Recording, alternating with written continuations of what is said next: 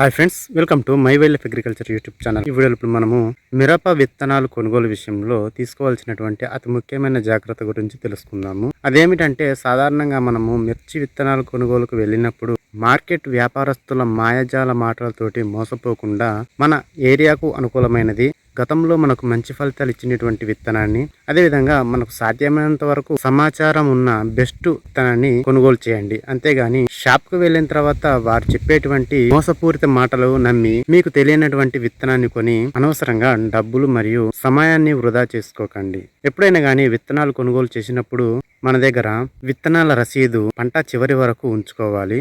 అదేవిధంగా విత్తన రసీదు పైన మనం తీసుకున్నటువంటి విత్తనాల యొక్క లాట్ నెంబరు వేసి ఉండాలి ఖచ్చితంగా. ఈ విధమైనటువంటి జాగ్రత్తలు తీసుకోండి. ఇంకొక ఇంపార్టెంట్ విషయం ఏమిటంటే, ఒక ప్రాంతానికి చెందిన రైతులందరూ కలిసి విత్తనాలు తీసుకున్నట్లయితే రేపొద్దున విత్తనంలో ఏదైనా ప్రాబ్లం వచ్చినా కానీ అందరూ కలిసి ప్రశ్నించడానికి, అదేవిధంగా రసీదు ప్రూఫ్ తోటి మనము న్యాయస్థానాన్ని ఆశించడానికి అవకాశం ఉంటుంది.